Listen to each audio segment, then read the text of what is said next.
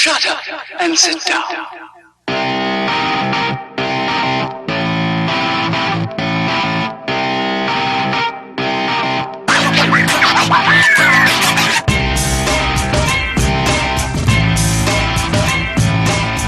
Howdy and salutations. Welcome to Broken Table Commentary, a three-man creative debate podcast all about the greatest of fake sports, professional wrestling. Every week, we each bring a different topic to the table. The topics can be ridiculous or serious, opinion or factual, creative or not, whatever we feel like. And as always, the topics for this week are in the description. On commentary, we have our Mark, the debonair diabetic dad, Lenton. And as a diabetic, I'm inclined to let you guys know that I'm actually in the middle of a blood sugar crash right now, so I apologize if I sound kind of like a drunkie. I'm not drunk, I promise everybody. I promise. Our historian, my sicky Scottish baby boy, Michael. Hey, yo.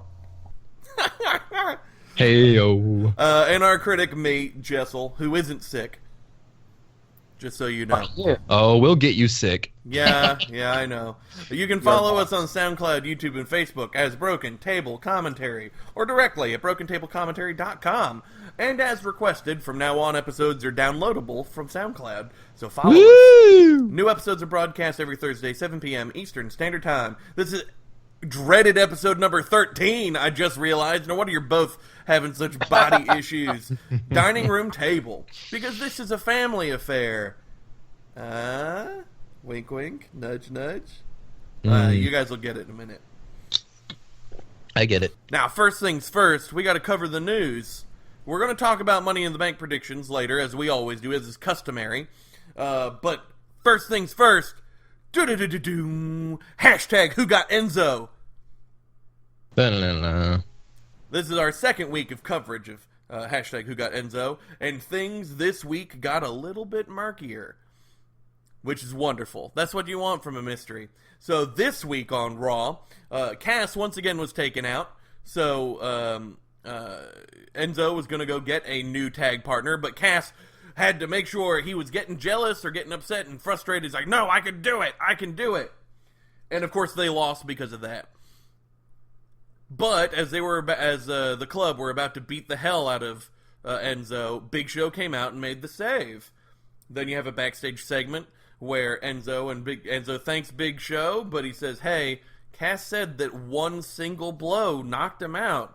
And if anybody knows anything about a single big punch, and Big Show gets all up in Enzo's face because he's been helping him, and tells him that he thinks that Cass has gone SAWFT, it is wonderfully extra murky. We have the Revival in the background again. We have a suspiciously quiet Corey Graves during the whole segment. We have the club now throwing their hat in the ring, though since they were being a little Chad too bad about it, it's probably not the case. But we had some interesting developments, so I want to know where you two stand on hashtag Who Got Enzo. I was actually surprised that the Big Show remained in the storyline. I thought that 2 weeks ago that'd be a one-off thing, just him coming out and taking the place of Big Cass. But now that he's shown up 2 weeks in a row, it's really becoming curiouser and curiouser for me that Big Show probably has something to do with it. But I am going to go with, now I believe that the Revival is putting it all together as a master plan to break everybody up and cause a bunch of drama and problems. I think the Revival is the ones behind it. I like that thought. They seem like such an obvious red herring that double swerve, they're the real deal. I like that thought. For me, I'm still sticking with single white female scenario here, but I'm going to go with I'm going to actually switch the blame here. I originally thought it was Big Show who was causing the problems. But after watching it live, and, well, semi-live, NBA finals happened, so we watched it semi-live. But after watching it, I think the Cass heel turn is the thing, and Big Show is the savior here. So he is saving Enzo, and Big Cass did start it. Big Cass is the one who hashtag got Enzo, and now Big Show is getting Cass. That's where I'm leaning right now. Yeah. Yeah, because it would be really, really stupid right now if it turned out that Big Cass was laying himself out backstage. The only person I'm sure didn't do it is now Enzo. There is the way they presented the story. There is no reason, no way for Enzo to be the one that took out Cass on week 3 and 4. See, my joke answer this week was going to be Titus O'Neil, but it's. I'm beginning to wonder if, because all these storylines remind me of previous storylines because they're always repeating themselves, and I'm wondering if it's actually reminding me of the Dudley's heel turn in 2001 when basically it was ripped completely out of Much Ado About Nothing. The entire thing was built around them misinterpreting things, and I'm wondering if they're going to have Cass turn here because he assumes that Enzo and or Big Show are up to stuff, when in actual fact it's going to be somebody like the Revival who have manipulated the whole thing. That's what I'm thinking. I like it. I mean, anything to a Revival was my original thought process, but I've moved away from it, so I'd be happy for it. And of course, it's not Titus O'Neil because he's hanging out with Tawaza. That makes me happy. It's the Super Titus O'Neil push for the IC title. He's going after everyone now. You see. You know what? You don't think the Drifter's gonna get in there? Gonna get in the mix? He's currently in the mix. I could very clearly see the whole Dean Ambrose, The Miz, Drifter thing ending with for lack of a better word, Elias Sampson Benoiting the title away from the other two that are feuding. Well, the thing about the Drifter is we have 2 months to SummerSlam, and that's a long time for Vince to get bored with the gimmick. That's true. We've seen Bo Dallas. He died after 3 weeks. Yep. Of his Raw debut. Now, casual listeners might realize that we are a WWE, American wrestling focused broadcast, mostly because it's the most accessible. But I honestly would like to try to get us go branching out more. That's why we talk about WCPW whenever they do something great. That's why we talk about we'd talk about TNA or Ring of Honor if any of us cared. But if they do something that we cared about, Feast and Fired 2017, I'll be in. I'll be ready. I love Feast or Fired. We talk about Lucha Underground a good bit. We do. So, New Japan Pro Wrestling is probably the second biggest wrestling company in the world right now. And they just had another big pay-per-view, Dominion, on Sunday, which is important because it had Okada versus Omega 2, the sequel to the much-lauded 6-star Meltzer-rated match, which I don't know if either you, excuse me, I don't know if either you saw the 6-star match, but I did, and I do not consider it a 6-star match. I think it is a perfectly fine match. It's good, but I think it could have been better. I think it could have been shuffled around. Certainly not the best match of all time that Meltzer has ever seen. Empirically. Opinion, that's fine, but he's giving empirical ratings, so, you know. You guys, either you watch the original? Nope. No. Well, that's fine. I don't think you need to get the context. But the second one is quite divisive, apparently, and I thought it was awesome. I thought it was fucking great. And this is from a guy who did not actually care for the first one that much. I thought it was fine. This second one is great. What do they do so much better in the second one? Other than the last 5 minutes where, spoilers, they went Broadway, which means 60-minute draw. Other than the last 5 minutes where it became very clear that's what they were doing, so no one was trying to pin anyone any longer. So that was really so frustrating that I stood up and yelled. But that was 1 minute out of 60 minutes that I thought was incredible. My favorite thing about it all was the story was better. In the first match, Kenny Omega never got to hit his finisher on Okada. So the story here is that if Omega can hit One-Winged Angel, or if you've been watching NXT, Killian Dane now uses that finish as his finish, the Ulster Plantation. Same move. So if he could hit it, then he'll win. On top of that, Bullet Club shenanigans are getting very interesting because it looks like Omega's turning face, but the rest of Bullet Club is staying heel because the crowd is getting more and more on Omega's side, as well as Okada becoming more and more of a corporate champ, kind of like the heel The Rock when he had the title and he was corporate champ. All that's very interesting. Then on top of that, the match just had a great story. Started with really good ring psychology of Okada tweaking his knee, so that led to a lot of focused work on that knee, and then it moved on to a callback to the table spot in the first match, which was better placed here because it was earlier in the match instead of later, so it ended up making everything building better. It was great. It built up to Omega hitting his finish, but Okada was in the ropes, so he had the win, but Okada was just able to get out of it, and then Omega was never able to hit the One-Winged Angel again. You have the big... my favorite thing about the whole match is that the two best moves of the match, the two most devastating moves of the whole match that happened so many times and that commentary put over 1 billion times, were a drop kick and a knee strike. Two of the most basic wrestling maneuvers at all were the biggest, best moves in that match. That's incredible. Taking something so simple as a drop kick or a knee strike and making it be the big move over and over again is awesome. That was great. There's a segment where all the Bullet Club came out. Cody Rhodes, who is rumored to be Okada's next opponent, Cody Rhodes had the towel and was going to throw it in for Omega because Kenny Omega was almost completely wiped.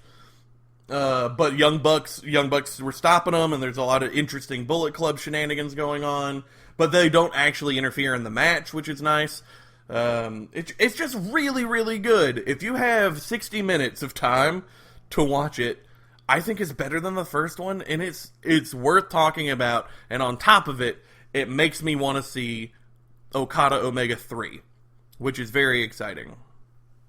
What was the finish of the first one? Like 8 Rainmakers, with short arm clothesline that Okada uses as finish, and then he pinned Omega. So okay, it was very underwhelming. So it's 1-0-1 is the current between them. It is 1-0, and then a tie. That's it.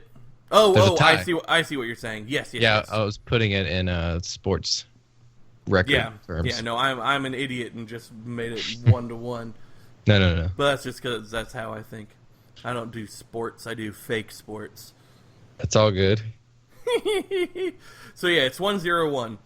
And with the development of, it looks like Cody's going to be the #1 contender. That's very intriguing. How does this go with Bullet Club? Kenny Omega's a great wrestler. I've loved him for forever. Since 2010, 2011. I've been following him pretty well. He's great. Not one of my favorites, mind you, but he's very good. If he just had a little bit of a gimmick change, he'd be perfect. I.e., if he had a gimmick. Well, he doesn't have a gimmick. His gimmick is that he's the leader of Bullet Club, and that they do the Terminator sound for him because he came out as a Terminator for one entrance, and that's... Look, if you're going to be the Terminator, you need to be Cage. You need to be Brian Cage, who's not a man. He's a machine. That's if you want to be the Terminator, you got to be at least that hype. Kenny Omega's not that hype, so... No, I agree. Kenny definitely... not deserve... I've seen some of his stuff, and he definitely falls into that independent scene. I'm a regular guy. But his wrestling is better than most of those regular guys.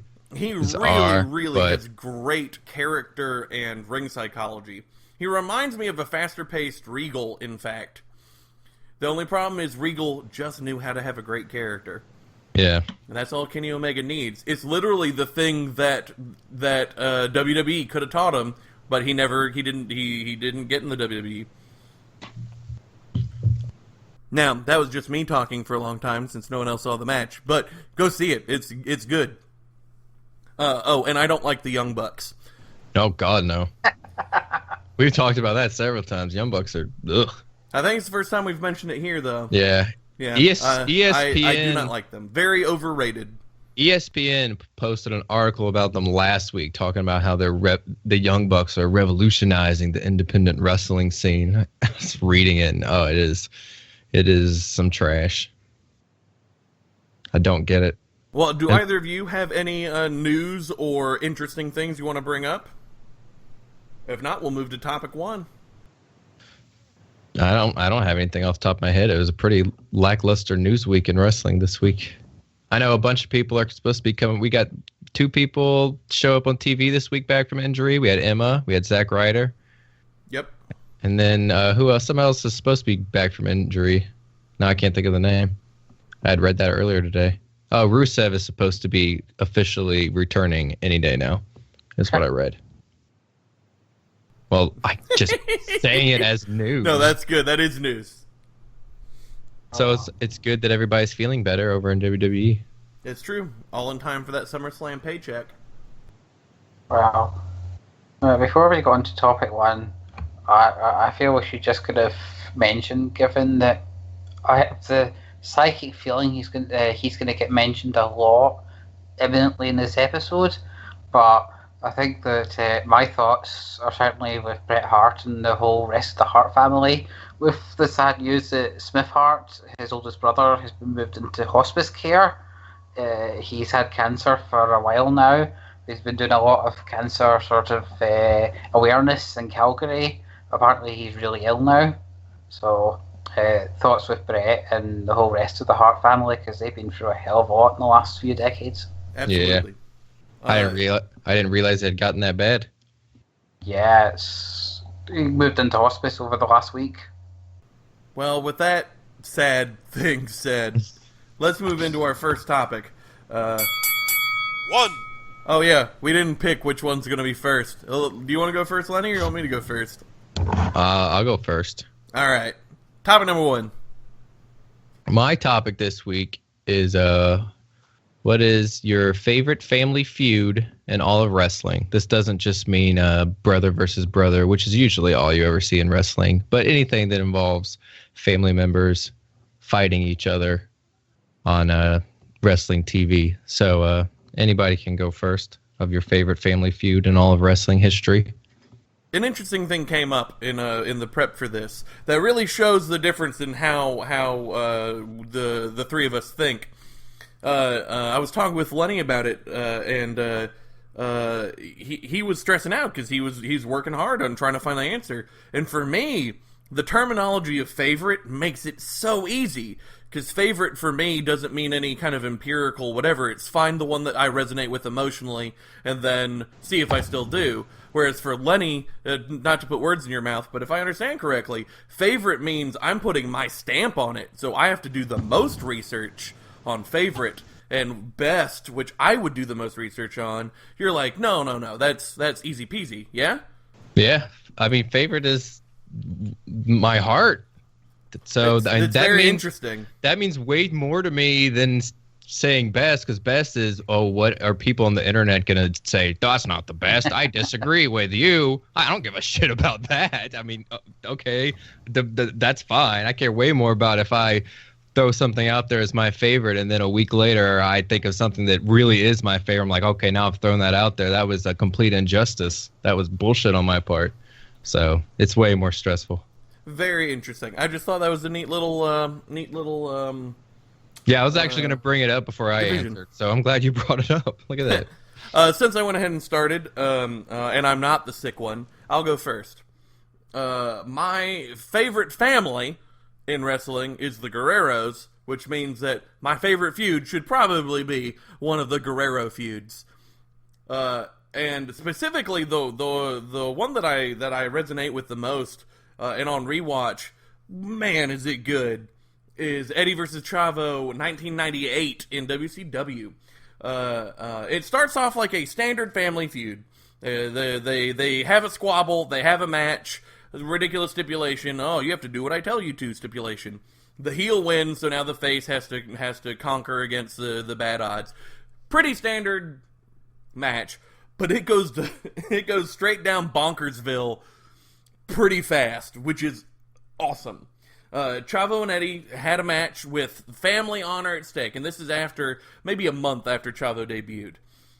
So this is his first story in the company, and Eddie has just recently turned heel because he was previously a U.S. title holder and cruiserweight champ and all that. So he's just recently turned heel in his despicable Eddie gross greasy mullet WCW phase. Eddie wins that match, and it makes Chavo have to do whatever Eddie says. My favorite being that Eddie makes Chavo wear an airbrushed "Eddie Guerrero is my favorite wrestler" T-shirt, which on the back it says "cheat to win," which makes Chavo so mad because he doesn't want to cheat ever. It's very, very funny. That leads to a quick feud with Ultimo Dragon, where Chavo wrestles him, Eddie wrestles him, Chavo wrestles him, so on and so forth. Which leads to a pay-per-view match where if Chavo beats Ultimo Dragon, then Chavo will be free of the stipulation. But if he fails, Eddie's going to make it twice. He's going to double down. He's going to make it twice as bad. And you'd think that the heel would cheat to win here, but he doesn't. Eddie just stands outside. He slaps Chavo around if Chavo gets in his face. But it's not like interference, distraction, slap. It's just, it's not like a pivotal point of the match. It's just character stuff. And Chavo ends up losing. So now Eddie's doubled down. What's amazing, though, is from this point forward, it starts going into Bonkersville. As Eddie puts more and more pressure on Chavo, Chavo starts to break down psychologically. And he starts to go crazier and crazier. So at the next pay-per-view, Chavo and Eddie are going to have a match for the same stipulation to go away, but Eddie put Chavo in a pre-match versus Stevie Ray, who is, Booker T's big steroidy prisoner black boy brother. I think he's his little brother, in fact, but he's bigger than Booker. He's the muscle and Booker's the speed. So Chavo goes a little crazy, and he finds a way to end the match really fast, and then Chavo and Eddie have a great match. The crowd loses interest right at about the 75% mark, but that's not on them. WCW crowds were notoriously terrible. But it's an amazing match that ends with a great sequence where Eddie does Chavo's signature move, the Tornado DDT, but doesn't get the win. Chavo tries to do Eddie's signature move, the frog splash, and misses, so Chavo wins and makes it all worse. It's incredible. It's a great match, a great sequence. Now that I think about it, that sequence might be in the next match. I don't remember. I think that's that second match. But they have a third one, and it is hair versus hair at Bash at the Beach. It's another great match, but at this point, Chavo has gone legit insane, and he's causing Eddie so many problems now that Eddie just wants to be done with him. Eddie doesn't want to have anything to do with him.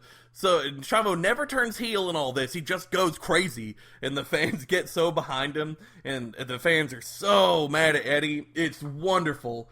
Eddie ends up winning this match instead of Chavo, which you would think the babyface finishes out the feud. But what ends up happening is Chavo just goes nuts because he loses and shaves his own head. And Eddie's just staring at him, not knowing what to do, and he leaves, and Eddie's off TV for months after that. And it's just crazy Chavo talking to Pepe the horse. It's so good. It's so much fun to watch, especially if you have the network. Just watching those segments, because you can fast forward on the network to just wherever Eddie and Chavo have a thing. So you can start at the beginning of the feud, and then go to a Nitro, skip to it, go to the next Nitro, skip it, so on and so forth. And it tells this amazing, great story. On top of all that, on top of everything else, a lot of times these kind of feuds, the side characters that get involved are one and dones. They don't really matter. But Ultimo Dragon, Chris Jericho, and Stevie Ray are all kind of part of this feud for small bits of it for like a month at a time. It's awesome. I love this feud. It's really, really good. So that's my favorite.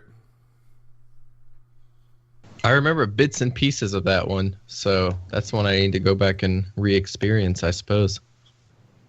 I remember how shit WCW crowds were. And what's awesome about that, even though they had shit crowds, Eddie and Chavo were still able to keep the crowd completely invested in their match the first time and the third time, and they only lost them for about 3 minutes of the second match. So that's pretty damn good, considering how rowdy and terrible the WCW crowds are, trying to flash and get on camera and be obnoxious. Yeah, I remember a big Malenko pay-per-view match, and was it 96 or 97, which was match of the night, Silence. Yeah, on the Viva La Raza Eddie 3-disc compilation, Jericho picked a Jericho Eddie match that had no crowd reaction at all, and he talks about why he picked it. He said, "Look, this is the best work that me and Eddie ever did together. I don't care what the crowd says. I want if Eddie could have seen this, I want him to know I was proud of this match and this work." His WCW crowds were garbage. Yeah, and then there was the time Malenko got one of the biggest pops in wrestling. So there was just no rhyme or reason to them at times. But yeah, that was a good feud. I remember downloading it on Kazaa back in the day, the bits of it that were online, which is taking us way back. I loved Kazaa.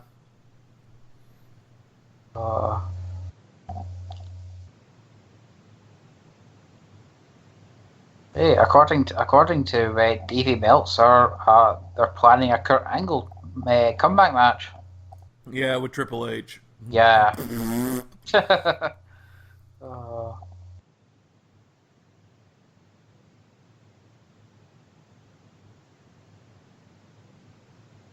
Well, it's a shame that Lenny struggled with this one so much mentally, and that because everyone listening to this knows what my answer is going to be, and I'm not going to disappoint them.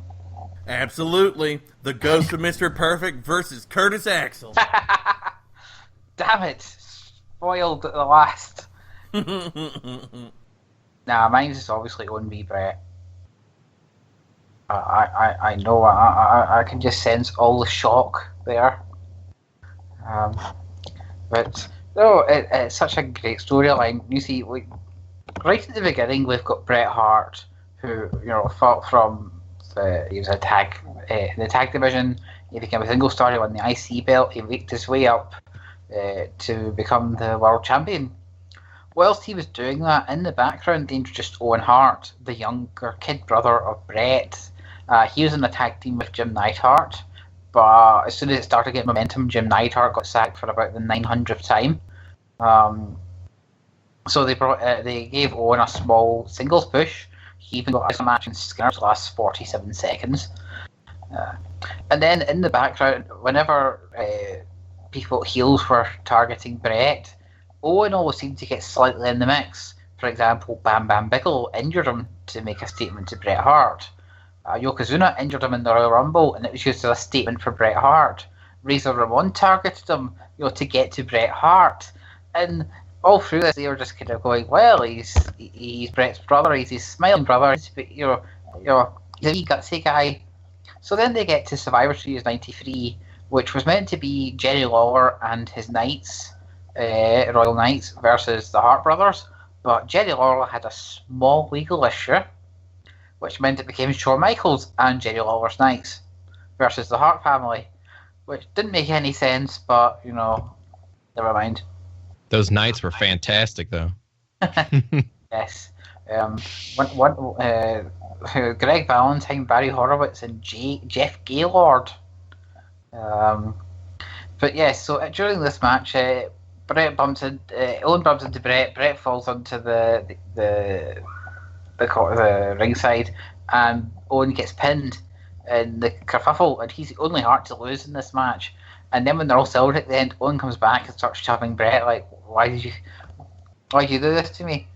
So there's all this dissension happening between Owen and Brett, and Owen starts going about how he keeps getting all the shit kicked out of him and no one ever cares because they're always caring about Brett and he never gets anything, and he challenges Brett to a match, but Brett's like, no, I can't fight my younger brother, and they kind of settle their differences and decide they're going to challenge for the tag titles. So at Rumble 94, Brett and Owen take on the Quebecers, and it ends when Brett gets injured, but instead of attacking Owen, he goes for the sharpshooter. His leg buckles and the ref stops the match due to injury. Owen's clearly seething, and when Brett gets up, Owen kicks his leg out of his leg and thus starts the heel run. So they faced off at Mania 10, and apparently everyone in the world practically expected Brett to win, and Owen won instead in a great match. It flip-flops with Savage v Warrior for my favourite WrestleMania match of all time. And with that win, Owen was kind of, he beat his brother on his brother's best night when he won the world title. So he was legitimised as the top contender from there on in. They fought for the title throughout '94, including a Phantom title change where Owen Hart won the belt, but it got reversed, which really annoys me, actually. Throughout '94, more of the family got involved. Bulldog returned, and he was kind of trying to get everything sorted between Owen and Brett. You see, he was kind of more favouring Brett, whereas Neidhart came back to favour Owen, with reference to their tag team, but he didn't last before he got fired for the 10,000th time for personal demons. It led into Owen then costing Brett the world title at Survivor Series '94, and a great piece of that's where he gets his mum to throw in the towel, so you got the whole family involved in it. So that's now lingering in the background while Brett goes into a whole bunch of shit feuds in '95 with Pirates and Isaac Yankem and people like that. Meanwhile, Bulldog turns heel because he wants the title and he feels like he keeps getting it removed from him. Brett becomes the champion again at this point, so then Bulldog's targeting Brett. The great thing is at this point in '95, '96, Bulldog and Owen are both heels at this point, but because they're family, neither of them really trust each other. There's a great moment at Survivor Series '95 where they're on opposing teams, and Bulldog and Owen go to shake hands in the ring and then belt each other with the other hand at the exact same moment.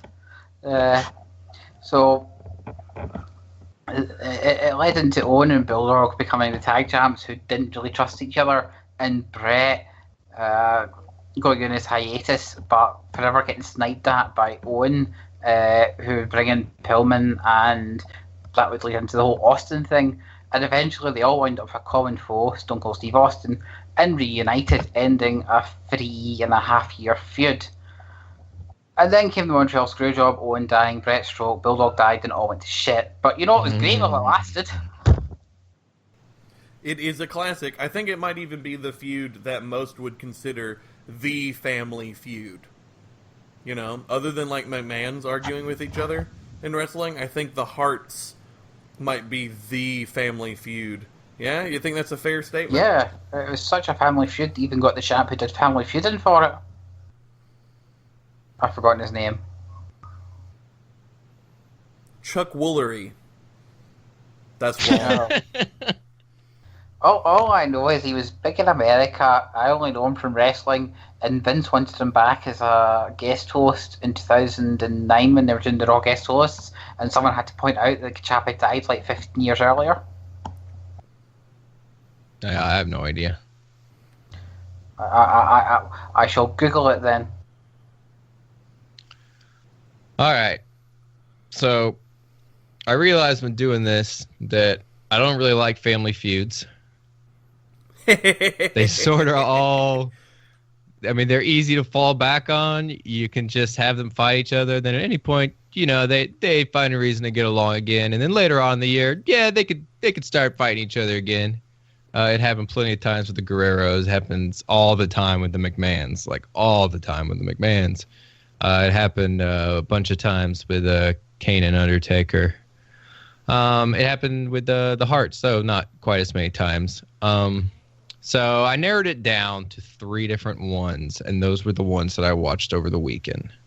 I did Booker T and Stevie Ray, which didn't quite make the cut. Oh, that was my second pick. Because I don't really care for their manager, and she played such a prominent role in the whole family feud. But I like the fact that they didn't keep fighting and getting back together, and they didn't keep finding reasons. They had them fight, and then they found other interesting things for them to do. There's a lot of good things I liked about it. And the one that I assumed I was going to pick was going to be the Brothers of Destruction. This is a story of Kane and The Undertaker, for those who don't know who the Brothers of Destructions are. But when I'm watching back through all that, it's just got too much Stone Cold Steve Austin in it. In this feud that lasts like a year and a half, it really, once Kane becomes super popular, which is popular right when he debuts, but then he gets really popular and he's a heel, and Undertaker's enough of a tweener that he can fight Austin or not, and there's just so much Austin in it, and that was just too much for me, because I'm not a big Austin fan. But it is a really interesting story. But I ended up going, after everything is said and done, I ended up going with my favorite pick being the one that is also going to be considered the best family feud, and that is the one Michael just chose. I didn't even like Owen Hart until we started doing this podcast, but since I don't remember which episode it was, one of the episodes back in the day, I agreed to a Hall of Fame episode. Yeah, Hall of Fame. 2. I agreed just to watch some Owen Hart matches that they suggested, and I did, and I watched them, and I liked them. I liked them a whole lot. And I didn't realize how many of the matches that take place during this family feud are matches that are burnt into my brain and are matches that I really, really enjoyed of Bret Hart's. And so when I went back and I was watching them over the weekend and seeing how they all connect to Owen Hart and all this story and stuff, and the family with all the brothers and the really emotional mom, there were so many little things here and there throughout the entire, I don't have to go through the whole story because Michael just went through the whole story, thankfully. Little things that were relatable to my family too, and how everything was set up. Like I could totally see my little brother Daniel, who's not going to listen to this, but being Owen Hart and doing all the things that happens to the Hart family. Or me being Owen Hart probably is more likely, because I'm more of a little bitch than my little brother is. And seeing my mom weep and cry and all the kind of stuff that happened throughout this feud. But yeah,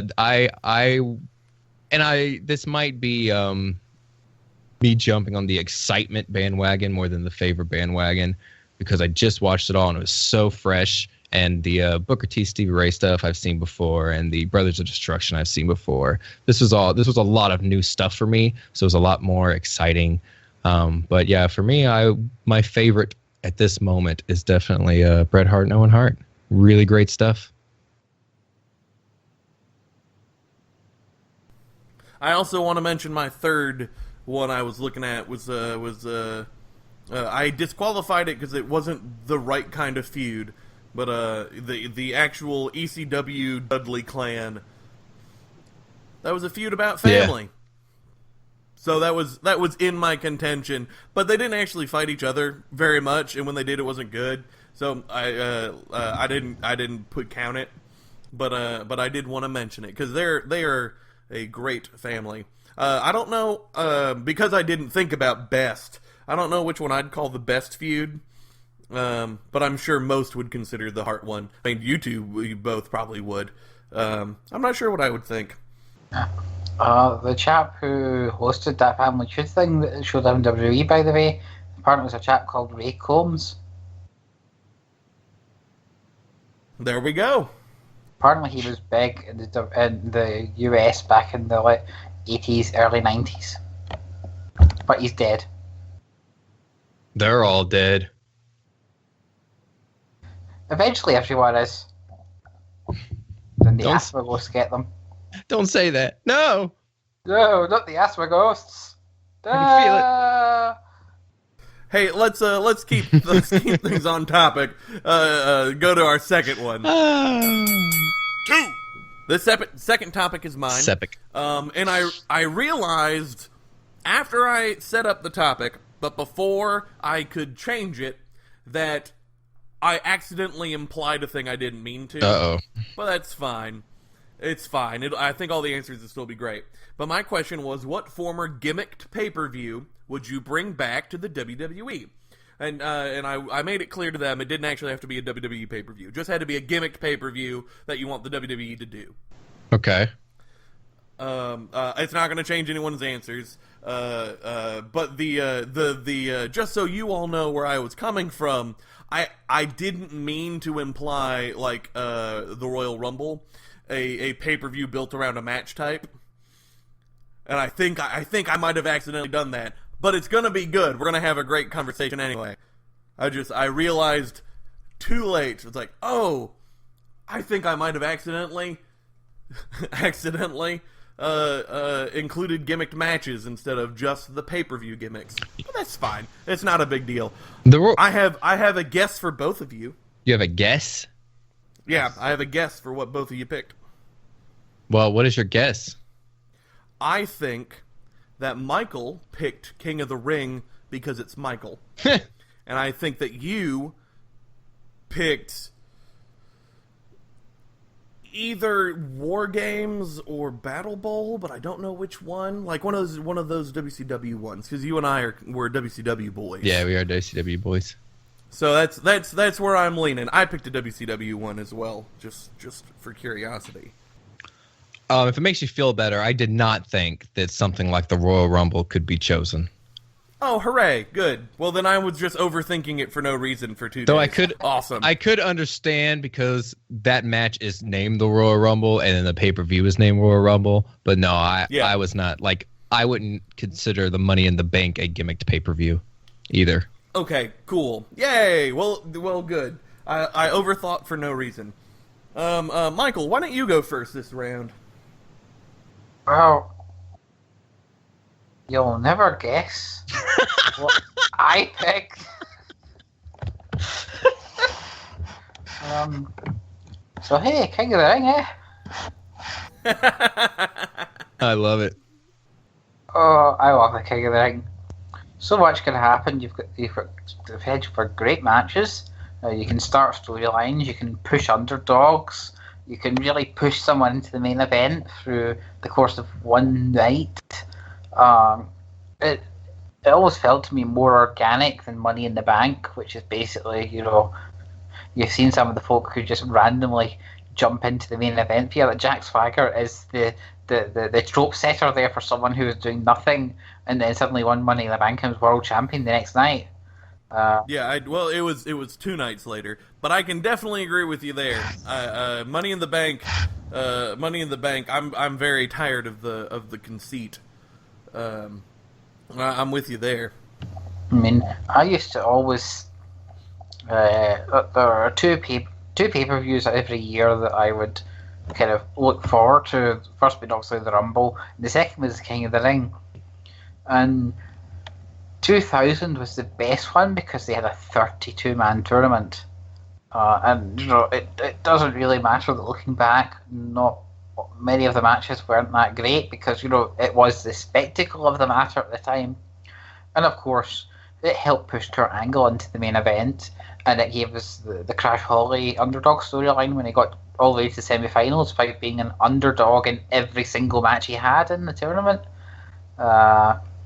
So that's once we got over the horror of Billy Gunn obviously being the first King of the Ring I ever saw. That was not a good tournament. So part of the question is also, how would you bring it back, and where would you put it in the year? So we've heard kind of where you'd put it, put it in the pay-per-view schedule, but how would you bring it back, and what would you do with it, Michael? Well, it's meant to be in June. June is a perfectly good place to build somebody up for SummerSlam and beyond. Plus, with Money in the Bank being brand specific now, there is room for something along those lines on Raw. I would follow the 2000 template, which is having the extensive qualifiers building down to the final 8 on the pay-per-view, which gives you enough room on the pay-per-view to add a big title match and say like some sort of gimmicky IC title or tag title match for people who moan about tournaments and only want to see stuff they know is going to happen. Although in that case 2000 wasn't a great example because people assumed they were going to get Benoit v Eddie in the semis and they actually got Rikishi v Val Venus instead. Yeah, they did. But I mean, they do bring it back now and again, but they don't give it much promotion, and they have this dreadful concept of just having the semis and the final on the one night, and the whole point is the person gets through 3 matches on the. So they're like they are the Iron Man of the WWE at that point. It was. People always say it did really badly in the buy rates, but if you look back at the buy rates, it didn't do that badly around other shows which haven't been axed. So, and they don't need to really worry about that now because we're in the world of the network. So, yes, the King of the Ring is a focal point of the year that helps push people into their main event is long overdue, and it should be brought back as one of the annual parts of the WWE. As a guy who's not much into tournaments, I have one thing that I'd want if King of the Ring came back. I don't think they'd do it, but I have one thing I'd want for them to do. I'd want it to be double elimination. I know that takes up more TV time, but if you really make it be a big spectacle, I think double elimination will tell better stories, have more chances for good matches and interesting matchups, and I'd be more invested in a double elimination instead of, oh, my favorite's out already? All right, whatever. Everybody has 2 chances. That's, personal taste. That's where the WCW influence versus the WWF influence comes into it, isn't it? Because if I recall correctly, WCW tournaments used to have double elimination. I don't know. I'm pretty sure. I don't remember watching. I never liked tournaments, so I don't remember any WCW tournaments other than the Strange Bedfellows Battle Bowl. There was a tag title tournament in '99. The one that came down to the Horsemen and Hennig and somebody. That's terrible. You'd think for a match with Mr. Perfect in it, I'd remember it better. It's a really good match too. But the whole. Do you think double elimination would be too much? I think there's room for a double elimination tournament type thing in the WWE, but I'm too much of a traditionalist when it comes to the King of the Ring. Sure, that makes sense. Since obviously it can't be this June. Obviously, this June is these great balls of fire. We got to have those balls firing out. But if they did do it next year, who would you project to win? Just off the top of your head. Curious. God, who's on Raw now? If that's the thing. Yeah, it doesn't even have to be somebody that's on Raw because it could be another draft or shake-up. So it could be a good kind of breakout for someone like Cesaro. He strikes me as a sort of tournament person, although he also strikes me as the kind of person who gets through it and then loses to the winner in the final. It's. I'm not sure. off the top of my head. That's fine. I put you on the spot. I was just curious. Lenny, why don't you go next? I actually really like tournaments. I'm a big fan of tournaments, but I'm a big fan of sports, regular old sports with their big old tournaments and everything. So, but I don't feel like WWE is lacking in tournaments right now. They've done the UK. They had their tournament. They did the Cruiserweight tournament. They got the women's tournament coming up. They do the Dusty Rhodes Tag Team Classic tournament. I mean, it seems like every year we get one, sometimes two tournaments. So, and since the King of the Ring is just, a prestigious title thing, like saying, oh, you are now the King of the Ring, which is about the same that most of these tournaments had. So, yeah, I don't feel like as a wrestling fan, I need to see any more tournaments added. I do like the King of the Ring. Don't get me wrong. And there is not tournaments on the main rosters. So I certainly wouldn't be mad, but I don't feel like I'm missing out on tournaments. So no Battle Bowl for me this go round. World War III, I really like the cage part of it, but all the other matches taking place with those extra rings around them always just annoyed the crap out of me. So that doesn't make it either. So I'm going with a pick that a lot of people were not into this gimmick pay-per-view whatsoever, and it was not done at the best it could have been done. It wasn't done at a good time of year either, because the time you do this really makes a difference. But pretty much every single person that I have talked to about wrestling, and every person, or not every, but a lot of people that I've heard Jessel had this conversation at his house with new people. When you tell them about the brand split, they always ask, well, do the brands get together and they fight each other? Like they have to fight the Raw guys and the SmackDown guys have to fight the Raw guys. And the answer is like, yeah, kind of. They kind of do that in the Royal Rumble. But not really. Not like bragging rights used to do. So I would bring back bragging rights. And a couple things I would do differently to make it work a little bit better is, for starters, I would put it, it would be the pay-per-view the night before the Superstar Shakeup for starters. So whatever other storylines coming out, if they continue, I wouldn't do the Superstar Shakeup, 2 weeks after Mania? Is that what it was this last time? I would. It was something like that. Yeah. Something crazy. I'd move it because I think Mania storylines, they always need to finish. So give them each a pay-per-view, Raw and SmackDown right after Mania, and then the next one is bragging rights. So you have I do every champion against champion. So Universal versus WWE, SmackDown Women's versus SmackDown Women's, Tag versus Tag, US versus IC. So everybody is fighting the other champion. And then I would do the NXT versus the Cruiserweight versus the UK champion in a triple threat. I'd put that on the show.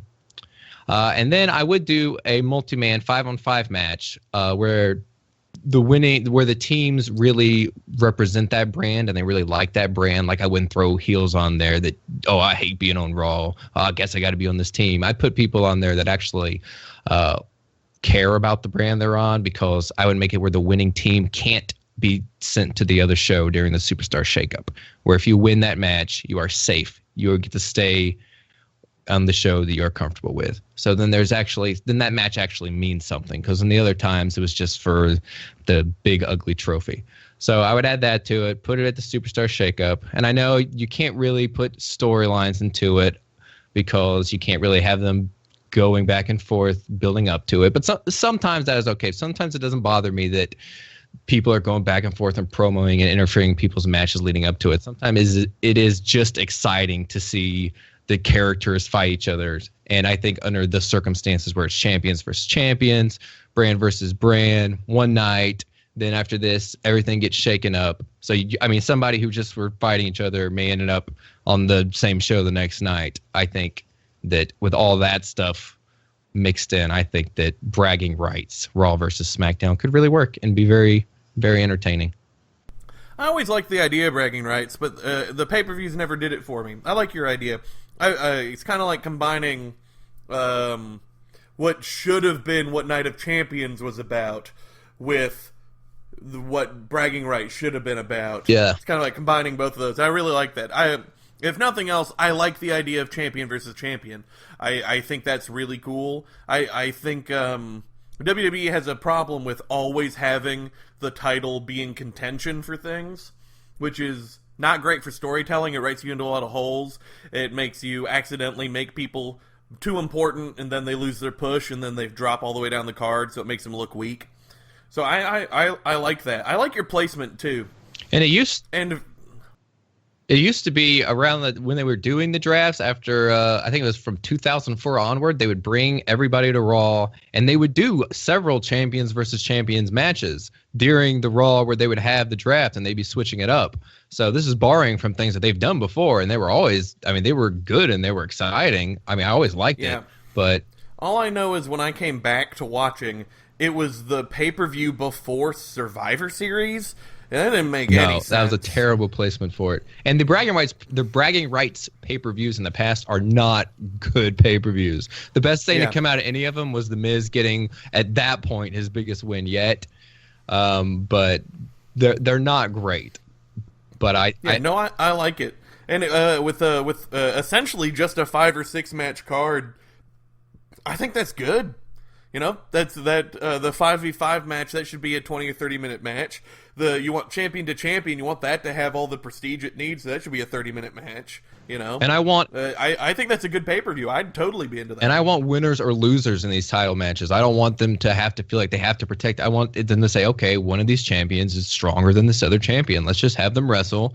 Let's have a clear winner. We don't have to worry. You don't have to have a whole storyline afterwards where they're chasing each other because they're not even on the same brand. I am they okay do with that. for Superstar Shake-Weighing of stuff. Course. Yeah, no, totally. So it's different. Yeah.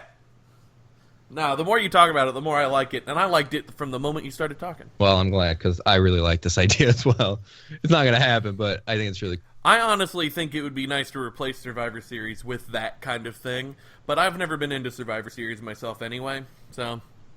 Oh, the issue with Bragging Rights was its proximity to Survivor Series. And given that I wouldn't want Survivor Series to ever go away, oops. I think separating them in the schedule might have helped Bragging Rights. All right, well, mine, as always, has a little bit of backstory. I've talked about it before. I don't remember if I talked about it specifically on the podcast, but I think I did. How upset and frustrated I was with Seth Rollins versus Triple H at WrestleMania. It bothers me the most because it breaks all kayfabe logic. It throws all of the kayfabe out the window. It was they had this build up about his injury and about having to sign a contract so that Rollins couldn't sue and that this match would not be official and so on, so on, so on. It's this unsanctioned match. That's the word they use. And then, of course, instead, it ends up having time planned for it in the middle of the show. It has enormous entrances with pyro and new costumes. Referee, which definitely means it's not unsanctioned. Planted weapons under the... It literally ruined the whole point of that storyline. I know where you're going. And that makes me mad. So, what I proposed was that should have been the YouTube pre-show opener. That would have been amazing if Rollins just comes out and he's like, Triple H, get out here and fight me now! And that was on YouTube for free. That would have gotten so many people. Anyway, that doesn't matter. So, if only there was a pay-per-view that this type of thing would have made more sense for. ... segue ... WCW Uncensored. Yeah, baby. Was an awesome pay-per-view that had an awesome pay-per-view gimmick. It's like bragging rights. It didn't have match types. It just had the pay-per-view itself had a gimmick attached. And that is that on that night, the board of directors turned a blind eye, threw their hands up, and said, you guys run the asylum. Wrestlers, make your matches, make your stipulations, make the rules. There is one night out of the year you guys can do what you want to do. It's ridiculous, and honestly, WCW didn't know how to handle the gimmick of the pay-per-view, so it ended up just being Extreme Rules for the most part. I think there were like 6 uncensored, and only 3 of them they even mentioned the fact that the board of directors weren't watching. unfortunate, but that doesn't stop the gimmick of the pay-per-view to be good. I always thought that was a great gimmick. As a guy who's played at eFeds and run role-playing games and run eFeds, I always thought that this kind of idea was a great idea. So I would, I like the idea of putting this pay-per-view immediately after SummerSlam. And since we live in a world with a brand split, I would put it on SmackDown. Have it be SmackDown's Extreme Rules. You have Raw has Extreme Rules, and then in August, or in September, SmackDown has Uncensored, where babyface Shane McMahon and Daniel Bryan they don't have any control. They are tired of Orton's shenanigans and Owens and Corbin and all these guys' shenanigans. So they throw their hands up and say, all right, this is SmackDown Uncensored. You guys make the matches. You guys do it. You guys set it all up. And I think that'd be a really, really cool way to bring back a great pay-per-view gimmick that wasn't treated the best because WCW was very, very up and down. Great ideas and poop ideas. And then everything in between. But that's what I want. Yeah, I really like that. Uncensored is probably my second favorite pay-per-view from WCW. And even though, there were a bunch of them that weren't great, that was pretty much WCW's way of doing everything. Yeah. You can't find a thing that was just great all throughout WCW, so you can't really judge that. But no, that's awesome. Uncensored is fantastic. Was it not an Uncensored that had the famous 11-on-2 cage match? Yes, it did. That's essentially what the terrible triple tower of doom where there was no stipulation for the other team to win. It was just, we're gonna beat the hell out of you, Randy Savage and Hulk Hogan. I mean, unless you get out of this cage, but not the way you got out the first time. You got to get out through this other door. Yeah, it's one of the worst matches of all time. But that's the point of Uncensored. It's they get to do whatever they want, and if they can get the production team to make it, the general managers and the commish and the board of directors, they have nothing to say about it. So it's just ridiculous. Terrible odds. You could tell so many amazing stories like that. I'm afraid there's only two things I remember about Uncensored pay-per-views. That and the hilariously bad First Blood, not First Blood, a cage match between Flair and Hogan. Yeah. Remember, this is the First Blood. When we said it was the First Blood match, we went actual blood. Oh wait, it's just pinfalls now. Yeah, that one could have been okay. They just screwed up that one makes me so sad because that's one of my favorite feuds of all time. It's Hogan and Flair. Yeah. Like I said, bad matches. Really good idea for a pay-per-view. It's like bragging rights. Like bragging what he was talking about. So yeah, that's what I want. I think it'd be cool. WWE Uncensored. That'd be amazing. I'd love to see it. Uncensored. I like it. All right. As is now customary, there's a pay-per-view on Father's Day on Sunday. Woo! So that means topic number 3. Ding, ding, ding. 3. Another bloody pay-per-view already? Every 2 weeks until fall, and then it calms down for a little bit, and then October hits, and we get every 2 weeks again until TLC. Well, no. Right? Between Great Balls of Fire and SummerSlam, we'll have like 4 or 5 weeks, won't we? Without a pay-per-view? Oh, that's nice. Yeah, because there's nothing in between that. Jessel, you sounded like Finkel explaining the rules of the Rumble there. It's like, and then every 2 weeks thereafter, another pay-per-view will end. Okay, 2 weeks thereafter, pay-per-view. Right, do we think they're going to be... Well, obviously there will be a pre-show match, so what do we think the pre-show match is going to be? Right, for you listening, there's currently only 5 matches on the card. Yeah. Yeah, I'll go with Breezango versus Primo and Epico. I don't think they're called Primo and Epico now, but that's what I'll go with. Yeah, just the colognes. It's just an easy match to throw on there, so that's what I'll go with. I definitely think Breezango's having a match. But I do think that it's going to be a debuting new tag team. I think the Fashion Police will figure out and call out the people who have been attacking them and ruining their office. And it will be Blake and Murphy. former NXT tag champs who just kind of disappeared off the face of the earth after an injury, and then both of them had a little bit of a singles whatever. But all we have is that they have 2 arms. Well, 1 arm? No, 2 arms and greasy hair. That's all we have as a description. But I think it'd be nice to get another tag team in there.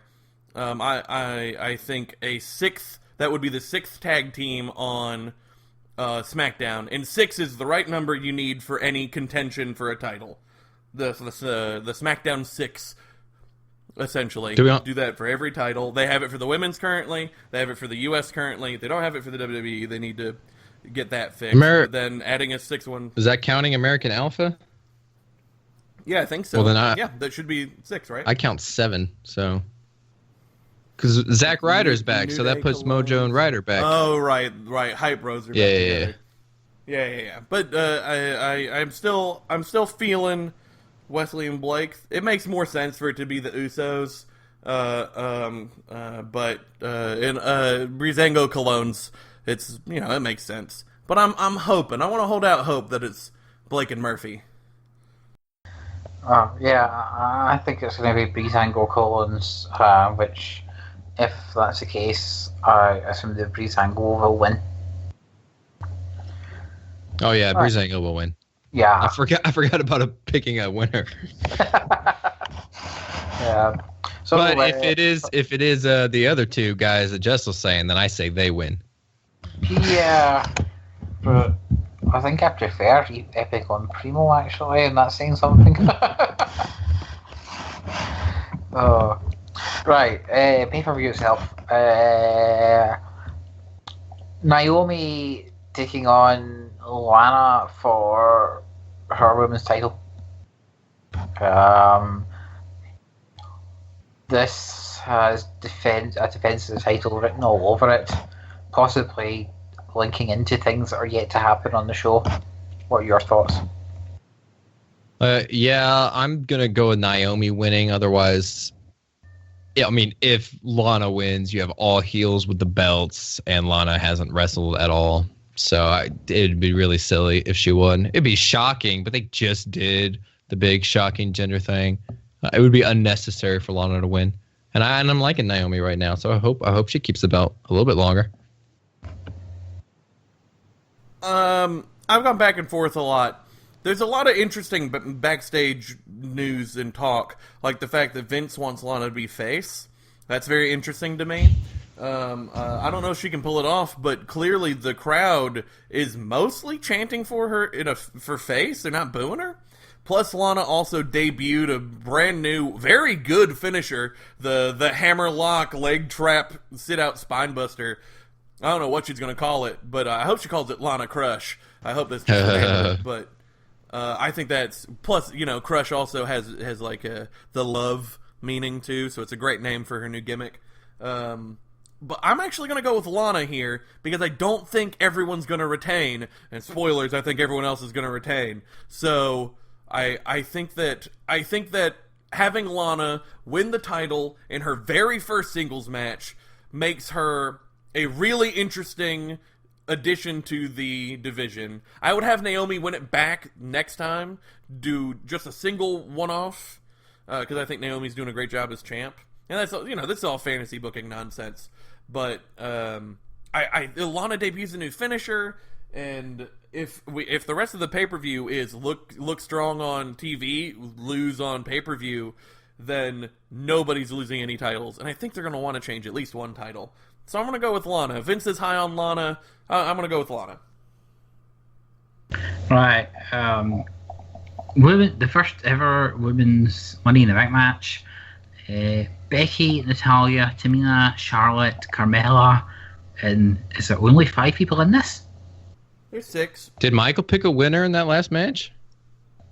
Yeah, he said Naomi. Okay. I've only got 5 women here for the Money in the Bank. Who's the 6th? No, it's 5. Is it? Is it just 5? Yeah. Right? Oh, yeah, it is just 5. Because Naomi's champ, so she's not in it. Yeah. Oh, and James Ellsworth is the 6th.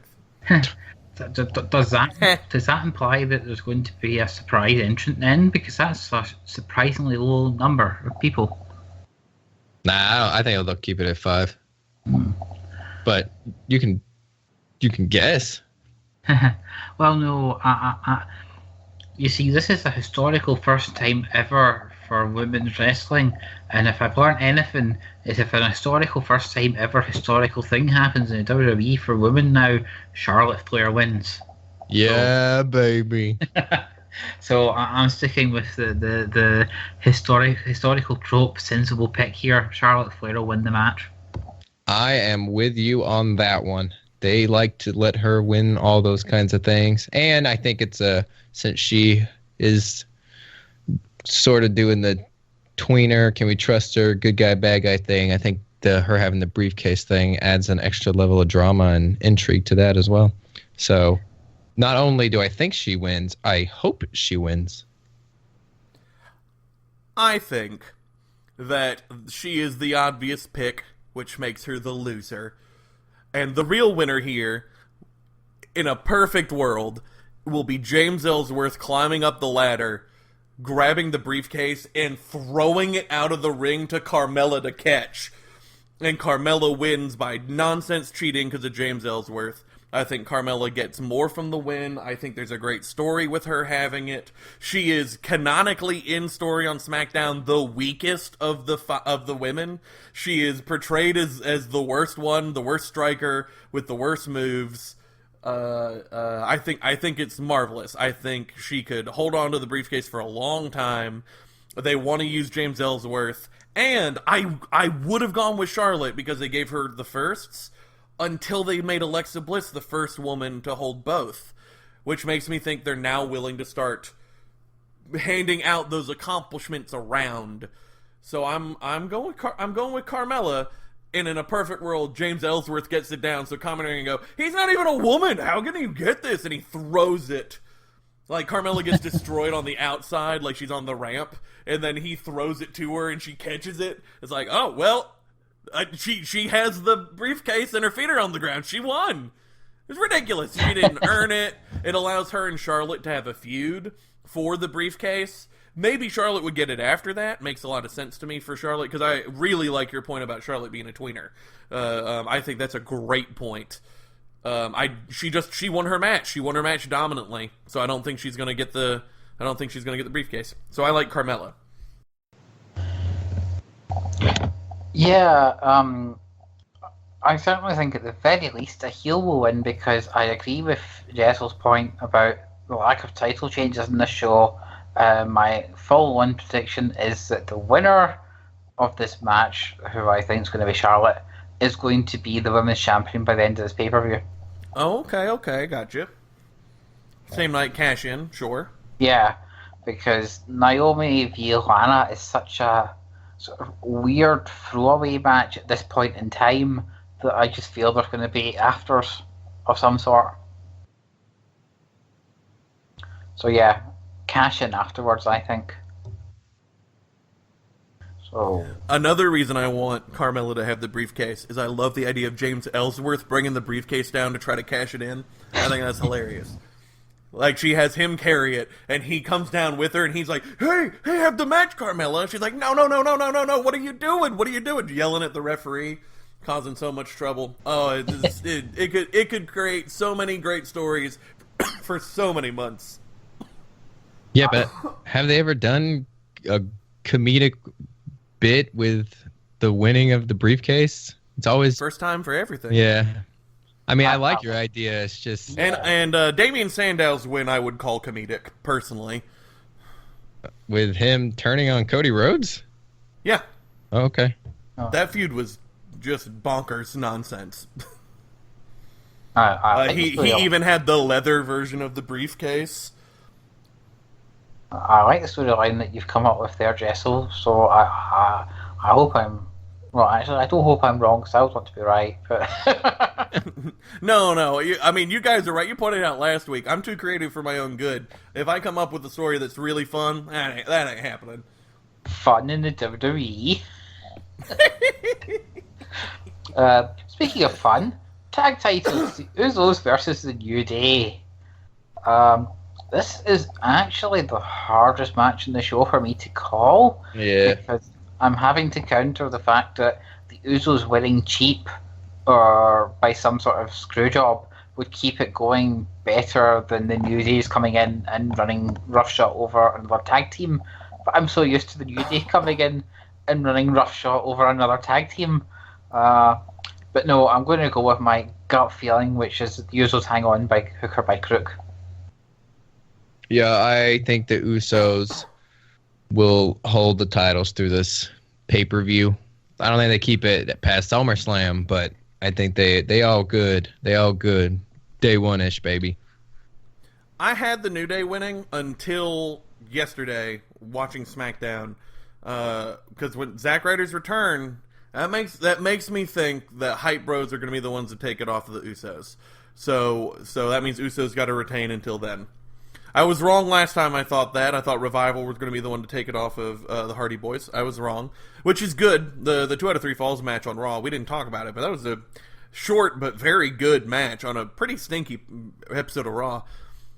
So I'm going to go with Usos because I do think they're going to Hype Bros. I wanted Zack Ryder because we're in crazy land where Jinder Mahal is WWE champion and the U.S. title is the most prestigious belt in SmackDown. I was hoping that Zack Ryder would come in and feud with Jinder Mahal next. That was my dream. That was never going to happen, but I was dreaming it. But I think it'd be cool for Hype Bros, for they're clearly high on Mojo Rawley. Zack Ryder is a proven entity. I think Hype Bros are going to do it. Take it off the Usos. Usos retain. I am in 100% agreement with you. Hype Bros at SummerSlam. Maybe a little earlier, but yeah, I agree. Right, so then let's go for Orton Jinder 2 then, just now. It's the rematch for the WWE title. Rematch from Jinder Mahal's, inverted commas, shocking title win, although I believe we all called it. We did. We did. No, we did not. Did we not? I thought we all did. Oh, I certainly did not call it. Oh, you just wanted it. You would have been happy if it happened. Oh, I was happy as a little bitch, yeah. But I did not call it. For me, the outcome of this match depends on where this match goes on the card. If this match happens before Money in the Bank, Jinder retains. If it happens after the Money in the Bank match, I could see Orton getting the title back. Because they don't need to have Jinder holding the title again until they get to India. So they could have him lose it, have a Money in the Bank person come in and get it, and have this storyline be Orton gets the title again, and then he loses it again. I don't want that to be the case, but I could see it. I'm going to go with Jinder Mahal officially. That's my official pick. But I really do think it could change depending on placement of the card. Yeah, I've had a hard time because I've been trying to picture, okay, what happens at Money in the Bank so I can picture what is going into SummerSlam. And I've had the hardest time picturing what is Jinder Mahal doing going into SummerSlam. Like, if he beats Randy Orton and that feud's over, and then John Cena's doing this free agent thing, and if he doesn't stay on SmackDown, what big name are they putting WWE champion Jinder Mahal up against? Maybe AJ Styles, maybe? I don't know. So I was really, really thinking Randy Orton, but it is in his hometown. So and he's not Rich Swann. He's not Rich Swann. He don't got Sasha Banks helping him out. He doesn't dance, and it's not like, I mean, we've seen Randy run out and hit the RKO every now and then, but it's not like he's shown that he's come up with a plan to get the Singh brothers out of the way and not be a part of the match. I mean, they're still going to be at ringside, and Rusev's waiting to show up and come back, and they love putting people that aren't from America on teams together. So there's just enough things in Jinder's favor here that I would say Jinder retains. Orton doesn't have anything in his favor except for that I can't think of who Jinder would face at SummerSlam. So I'm going with Jinder. There are rumblings in the sort of the fan rumor community that Cena's taking on Jinder at SummerSlam. I heard that was a rumor, but not set in stone. And I'm talking a rumor rather than. But yeah, I heard it too. But I also heard Roman needs something to do at SummerSlam, so Roman Cena was also thrown around. Which? Yes. I believe I have that booked for SummerSlam on my BTFI. Man, I'm good at the BTFI, you guys. You are way better than me at it. Man, I did so well. I do well like 1 month, and then anything past that, I'm just way off. That's the mark. Well, I can't see beyond Jinder retaining here. There's no point giving Orton a title at this point. So that just leaves one match, and it's the match the pay-per-view is named after. Funny how that works out. The Smoney and the Snake. DDT in the bank. But, yes, it's the Money in the Bank match, where the winner gets a contract to face the champion whenever the champion is injured in the next year. They could announce it ahead of time, but we all know it's going to happen exactly the same way it's been happening for the last 12 years. Bar Rob Van Dam, of course. So, the contenders are Nakamura, Sami Zayn, AJ Styles, Kevin Owens, Baron Corbin, and Dolph Ziggler, who is the only man in the match to have ever won Money in the Bank before. So, Lenny, who do you think's going to win? This is a hard one, but I'm going with Sami Zayn to win it. We haven't had a little underdog type running around with the briefcase for a while. Everybody else can, it seems, and they have on a regular basis, naturally get into the main event title scene. They come in and out. We've seen, Ziggler last SummerSlam, Ziggler was in it, and so a lot of these guys don't have an issue doing that. So I think he wins it, which means he'll continue, or he'll go back to being on a losing streak because everybody starts losing after they get the briefcase. And I think he will not cash in randomly. I think he'll set a match date to prove that, all the whole underdog, I can do better than that. I'm going to actually schedule the match. And I think he will lose that match and fail. But I do think Sami Zayn wins the briefcase. Oh, that's not what I was expecting to say at all. It's not what I was expecting to say this morning when I woke up, but I've been thinking about it. So I'm going with Sami. Oh. Jessel, you're up. I picked Baron Corbin when I did the Booker T Fantasy Invitational. I'm sticking with Baron Corbin. He's looking good. Oh. The only thing we know for certain is it's not Ziggler and it is not Nakamura. Those are the only two guarantees in this match. Watch Michael say they both win. They share it. Well, no, I think you'll remember a few weeks ago I pointed out the Corbin was fitting all the tropes of... Yeah, I remember that. Yeah. I do indeed remember. And, it appears to be the year of the Corbin. Boom, boom. So I'm going with Baron Corbin here to win the Money in the Bank. And then go on a massively long losing streak so no one will ever suspect that he's going to win the title. Baron Corbin definitely makes the most sense. And I think Sammy's had his number just a little bit here and there. So I think Baron... Sammy hit the haluva kick on him on SmackDown. He ended the match. He won the match by pinning Baron. I think Baron's almost going to get it. And then Sammy's going to cost him it again. I like the idea of Sammy having it. Honestly, I like the idea of anyone that's not Nakamura having it. I think it is a promo crutch, and I want Nakamura to get better at promos, so I don't want him to have the crutch. I don't want to hate the dude, so that means I want him to be in a situation where he has to improve, which means I don't want him to have the briefcase. Yeah, I never don't think want he's to hate getting anybody. Yeah, no, he held it. He held it. SmackDown went off air with him up there holding it. There's no way he has it.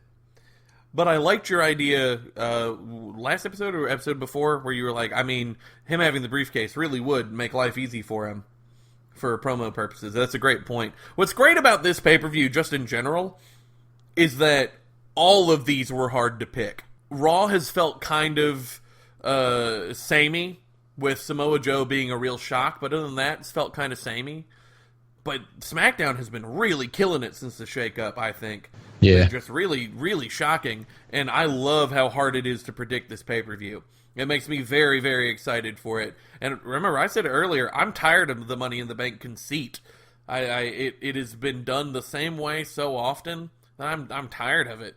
So for me to be this excited about it is very, very telling. I'm excited about it. I wish there. I don't like it when a card is there when it's obvious that filler matches are going to be thrown on in the middle of the show. So I wish the card was a little fuller. But besides that, I agree. The matches on the card, they all look good. All right. Well, with all that said, I guess we'll see you guys next week. And when we talk about what we thought about Money in the Bank. So, bye-bye. Bye.